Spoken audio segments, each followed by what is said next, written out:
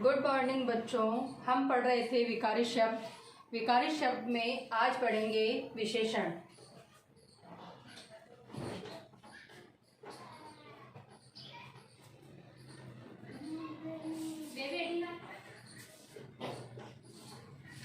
इसकी परिभाषा है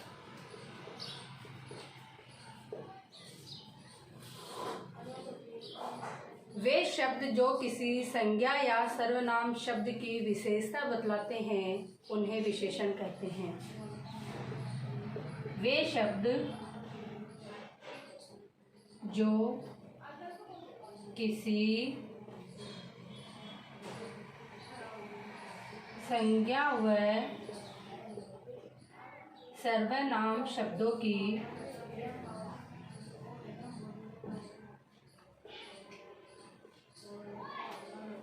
विशेषता बतलाते हैं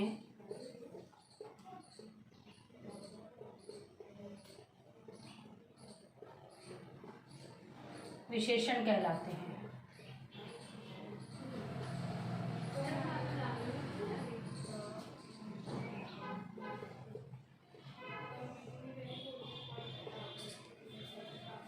जैसे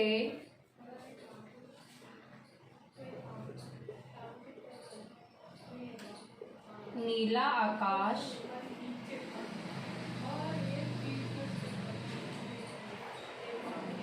दुबला आदमी,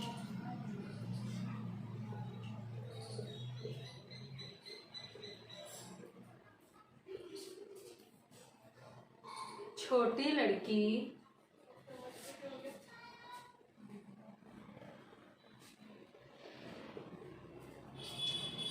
आदि। मैंने ये डबल डबल इसलिए लिखा है कि ऊपर वाले जो शब्द हैं वो तो होंगे विशेषण, नीचे वाले जो शब्द है वो है संज्ञा। अब एक बात और समझते हैं। ये कह रहा है कि वे शब्द जो किसी संज्ञा व सर्वनाम शब्दों की विशेषता बतलाते हैं विशेषण कहेंगे, और जिनकी विशेषता बताई जाती है उन्हें क्या कहते हैं? जिनकी विशेषता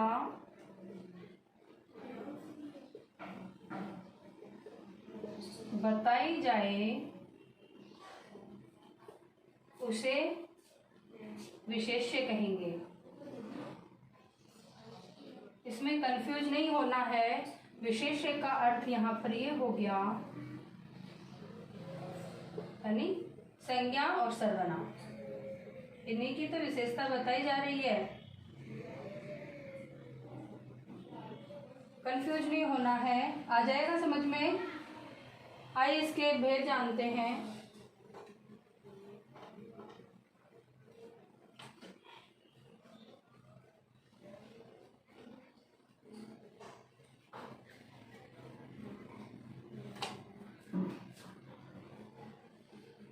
विशेषण के प्रकार।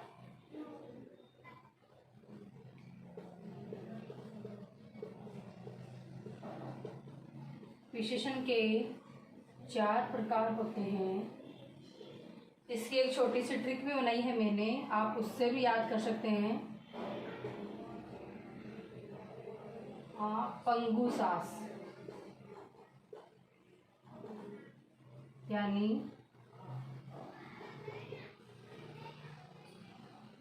परिमाणवाचक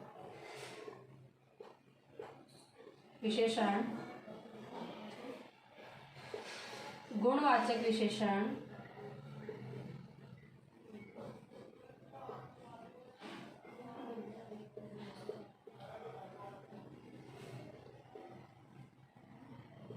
संख्यावाची विशेषण,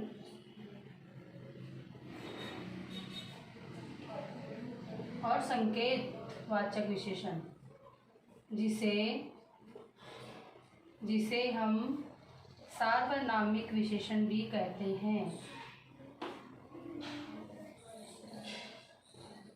ये थे इसके प्रकार।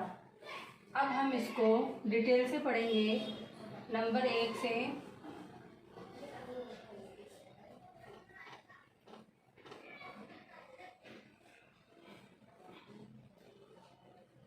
नंबर 1 है गुणवाचक विशेषण।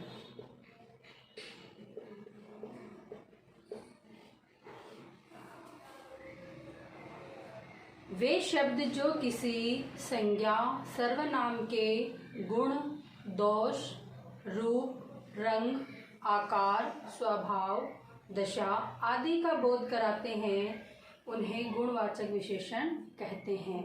वे शब्द जो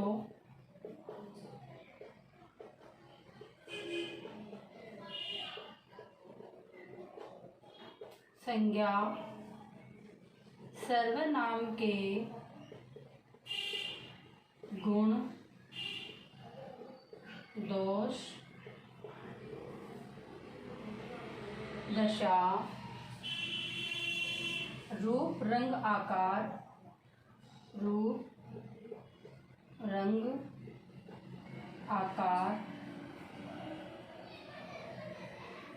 स्वभाव,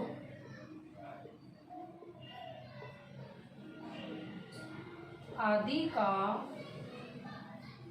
बोध कराते हैं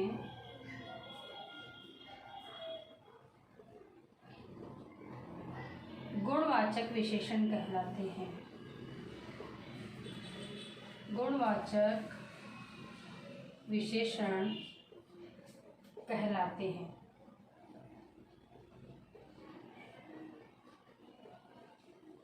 जैसे नया, पुराना, भला, बुरा, छोटा, मीठा, पापी, धार्मिक,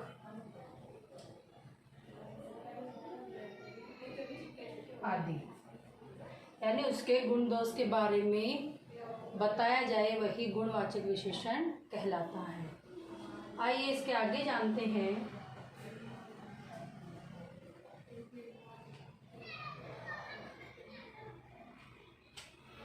नंबर 2 है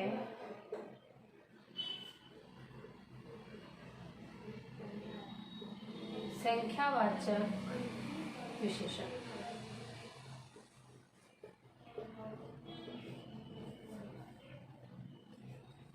वे विशेषण जो किसी संज्ञा या सर्वनाम की निश्चित, अनिश्चित संख्या, क्रम या गणना का बोध कराते हैं।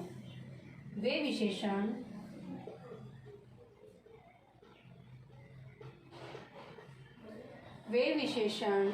जो किसी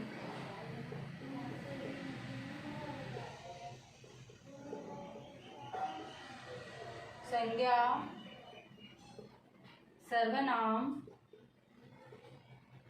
के निश्चित, अनिश्चित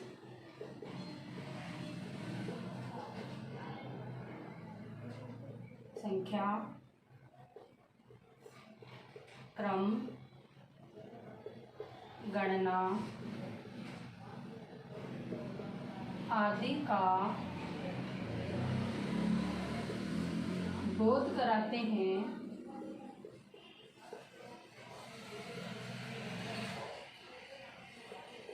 संख्यावाचक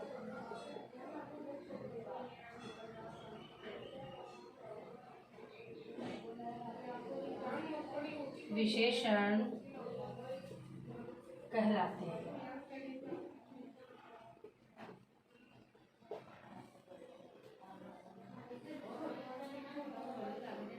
इसके 2 भेद माने गए हैं। संख्यावाचक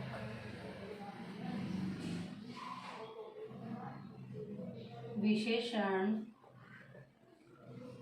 के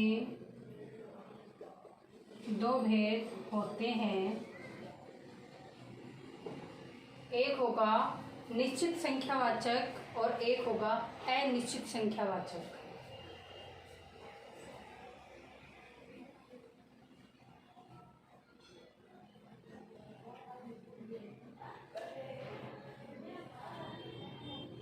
नंबर 1 है निश्चित संख्या वाचक विशेषण, यानी गिनती तो होगी उसकी लेकिन निश्चित रहेगा भाई हाँ इतना ही होगा।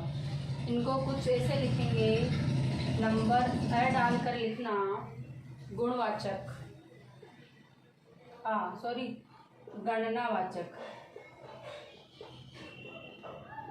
गणनावाचक में लिखिए 1 2 3, यानी आगे कितने भी हो सकते हैं। ब डालकर लिखिए क्रमवाचक,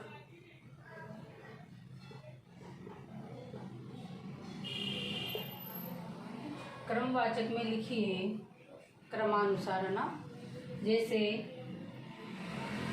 पहला, दूसरा, कितने भी हो सकते हैं। स डाल के लिखिए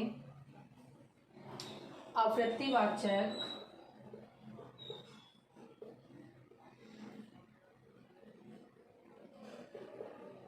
अप्रति होना।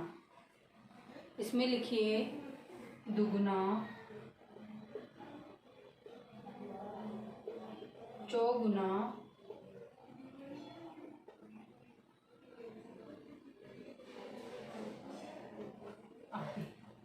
द डाल के लिख लीजिए समुदायवाचक,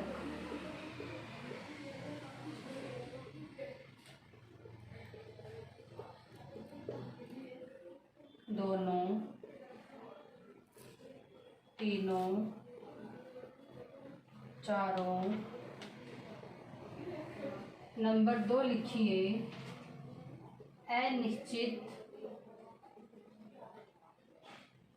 वाचक विशेषण।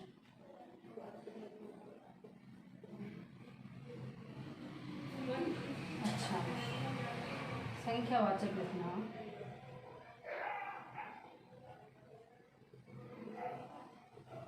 अनिश्चित संख्यावाचक विशेषण। ये निश्चित हो गया। अब लिखते हैं अनिश्चित में कोई, कुछ, सब, बहुत, थोड़े आदि। यानी अनिश्चित है। अब कोई में कितने हो सकता है, कुछ, सब में कितनी संख्या हो सकती है, 10 हो सकती है, 5 हो सकती है, मतलब कोई लिमिट नहीं है, कम भी हो सकती है, ज़्यादा भी हो सकती है। आइए इसका तीसरा भेद पढ़ते हैं।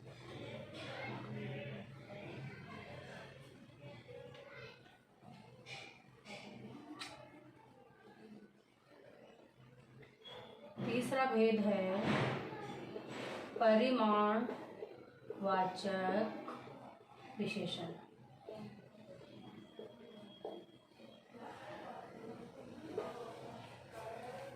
इसका अर्थ हो गया मापना, तोलना। वे विशेषण जो किसी पदार्थ की निश्चित या अनिश्चित मात्रा, परिमाण, नाप या तोल आदि का बोध कराते हैं। वे विशेषण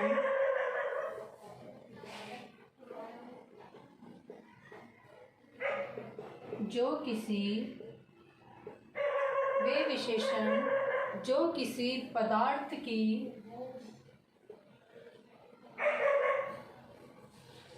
निश्चित, अनिश्चित,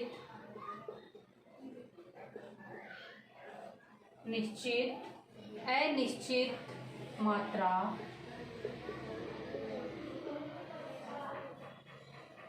परिमाण, नाप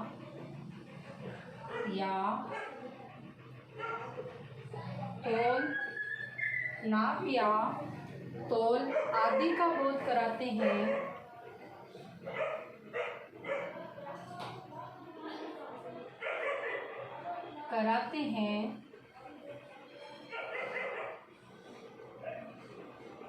परिमाणवाचक विशेषण कहलाते हैं।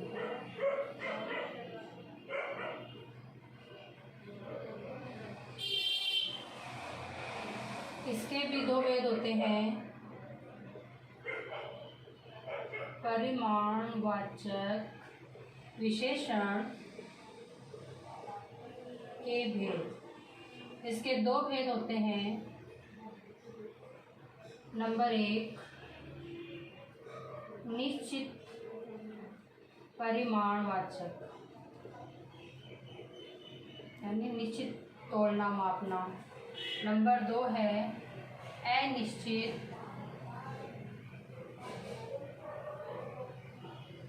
परिमाणवाचक। इसमें लिखना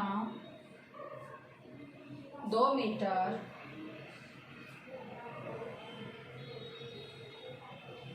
7 लीटर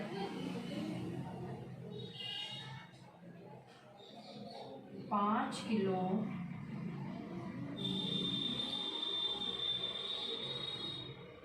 आदि। ये निश्चित हो गया, 2 मीटर है, 7 लीटर है, 5 किलो है ना। अब लिखते हैं अनिश्चित परिमाणवाचक का।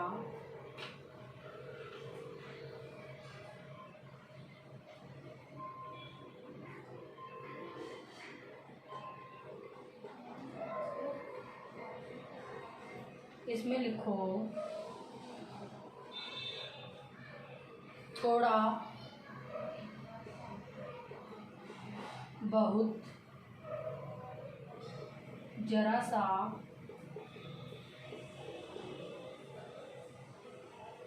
अधिक,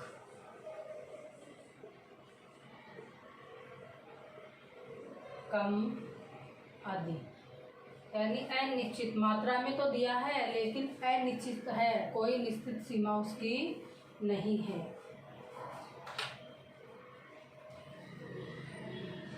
नंबर 4 है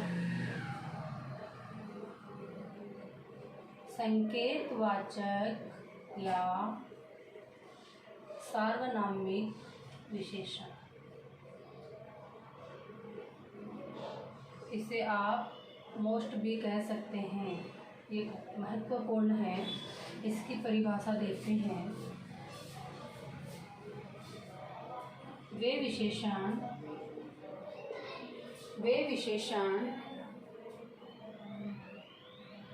अच्छा, इसको यूँ लिखो, वे सर्वनाम शब्द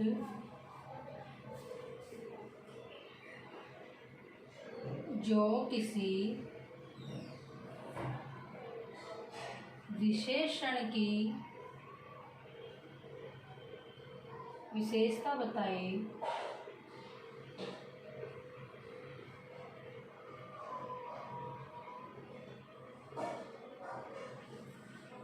संकेतवाचक या सार्वनामिक विशेषण कहलाते हैं।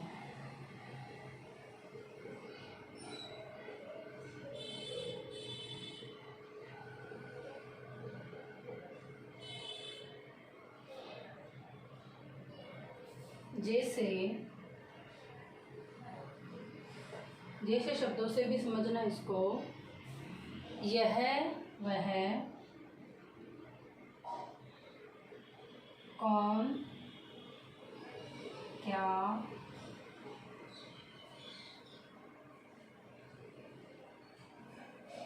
कोई, ऐसा, वैसा आदि ऐसे सर्वनाम है। आदि ऐसे सर्वनाम है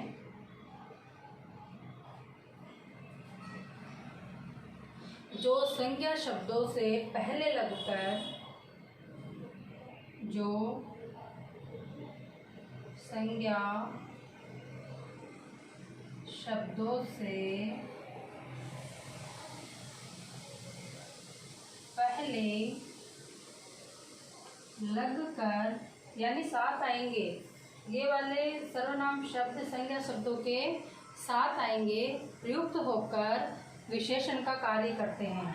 से पहले लगकर या प्रयुक्त होकर विशेषण का कार्य करते हैं।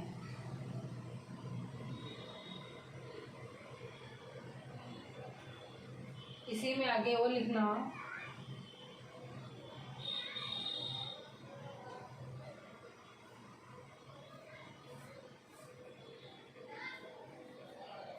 कार्य करते हैं, इसे सार्वनामिक विशेषण कहते हैं।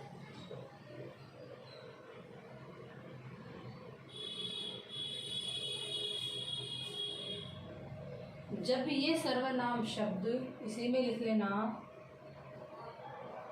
जब ये सर्वनाम शब्द अकेले आते हैं या अकेले प्रयुक्त होते हैं, अकेले प्रयुक्त होते हैं,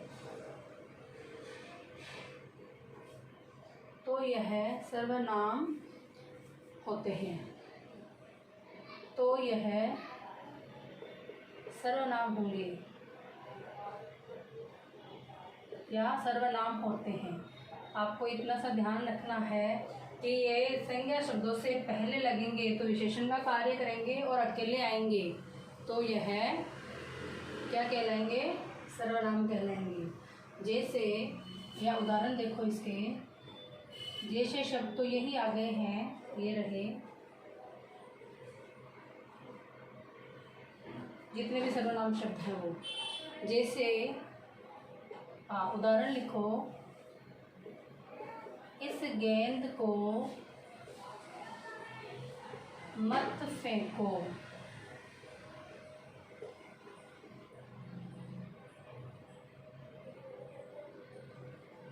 दूसरा उदाहरण लिखिए, उस पुस्तक को पढ़ो।